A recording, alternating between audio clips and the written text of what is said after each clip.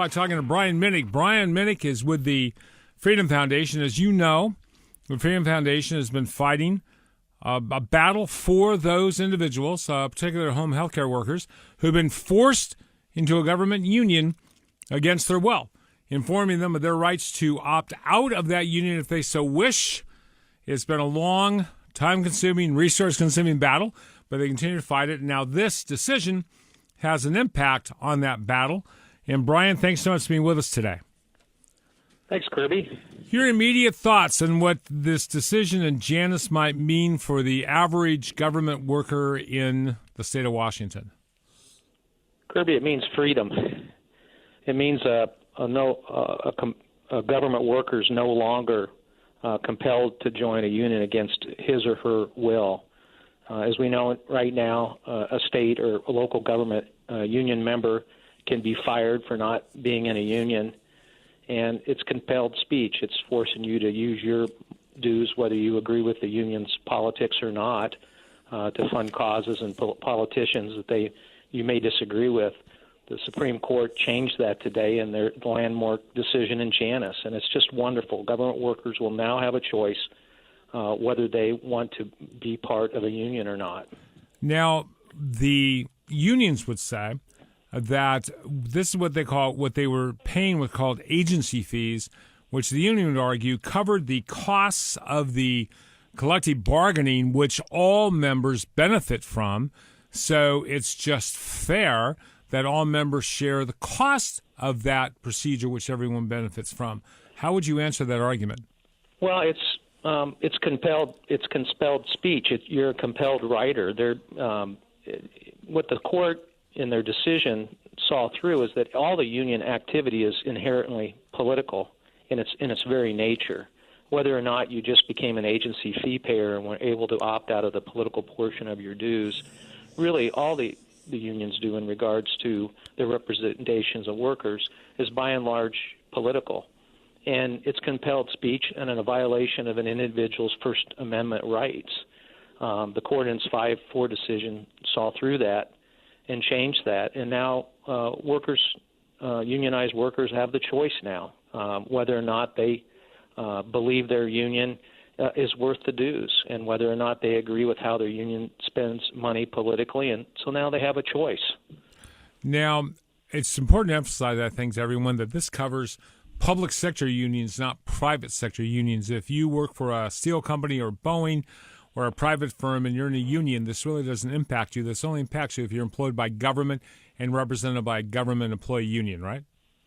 That's correct, Kirby. One of the most significant parts of this ruling is the fact that in Justice Alito's writing for the majority, he clearly states also that if you're in a government union and you have to affirmatively agree and essentially tell your employer, the local government or the state agency you work for, that you want dues to be deducted. It just can't be automatically done, which is what's happening now. And as we call that, the opt-in versus the opt-out scheme. It's something we have seen for the last 4 years in our battle with SEIU in our efforts to tell home health care providers that they have the right to get out of the union. And SEIU over the years has come up with every scheme that they can to keep people in the union, often against their will, even if they haven't even signed a membership card to begin with. We provided, the Freedom Foundation wrote an amicus brief in this case, highlighting those issues and the types of schemes that we've seen already with SEIU and what you can expect if the court doesn't address this issue. And we're just very thankful the court addressed this issue. It means that the union is going to have to permanently get folks to sign up. They just can't have an agency, state agency, or local government entity start just deducting dues and basically saying, well, yeah, you can opt out, but first you're automatically in the union, but you have to tell us to do it. And they're going to have to go get new people that join the union. They'll have to get them affirmatively to sign up. The default position will no longer be that you're automatically in a union. Yeah, this is key, which a lot of people may not understand. There's a difference between telling people if you opt out, you can get a refund on your dues, and telling people before we extract the dues from you, you must choose to opt in. It's kind of like, book clubs used to say, if we don't hear from you in 4 weeks, we'll send you the monthly selection. And consumer protection agencies went and said that was not right. Book club members had to opt in and say, yes, I want the book in 4 weeks before they were sent, because a lot of people forgot or got the book sent. And I'm thinking what's good for a book club should be good for a union too, right? You should have to opt in, say, yes, I want to be a member. Yes, I want the money extracted, rather than having the burden on the member saying, I don't want that. Kirby, you're absolutely on the mark with that, and that's exactly what's happening. And we're just extremely relieved. I think most of us felt for some months that the court was going to rule 5-4 in favor of Mark Janus, the plaintiff in this case.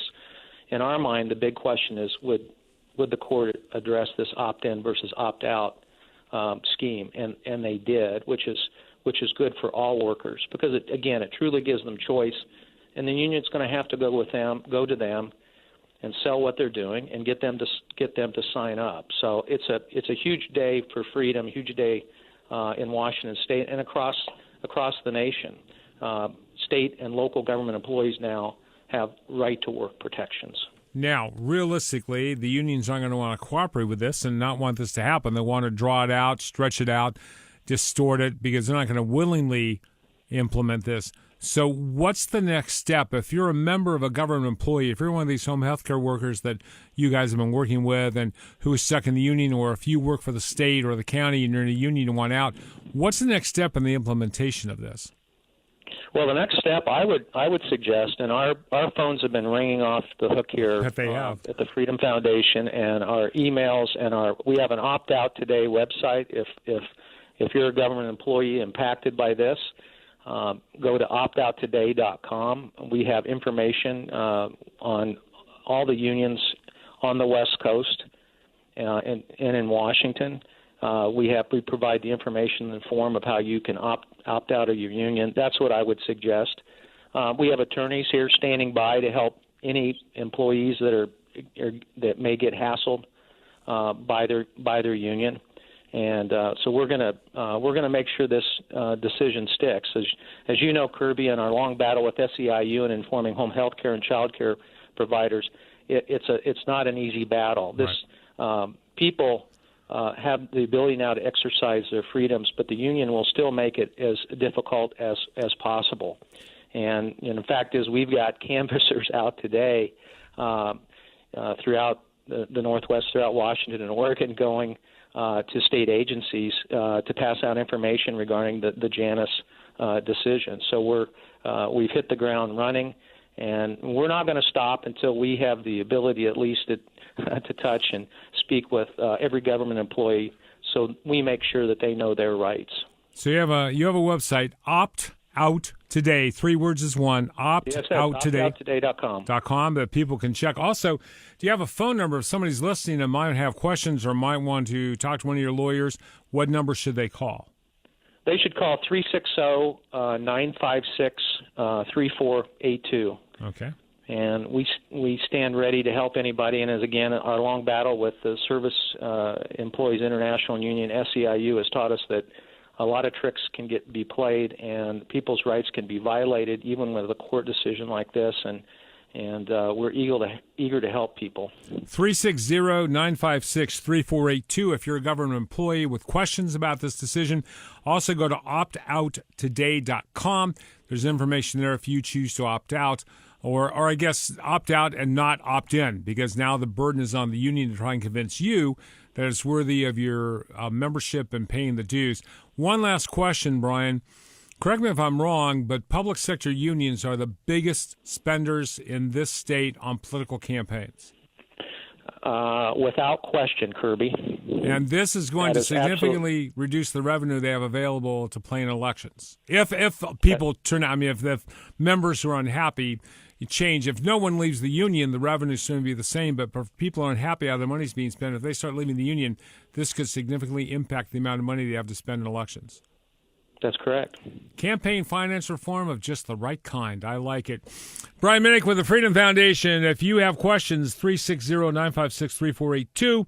or the website Opt Out Today if you have questions about the Janus decision, how it might impact you. Brian, thank you for being with us, and I want to thank you for all the hard work you all do down there. It's nice that somebody's out there battling for liberty, and if I can be of any help or you have anything the audience needs to know, you know where to get a hold of me. Thank you, Kirby. We appreciate you following this issue for the last 4 years. Absolutely. We're going to keep following until these people are free. So thanks, Brian. You have a good day. All right. Thanks, Kirby. You bet. All right. Again, optouttoday.com or 360-956-3482. If you or someone you know is a government employee wants to know how this impacts you and your union membership, go to the website optouttoday.com or call 360-956-3482.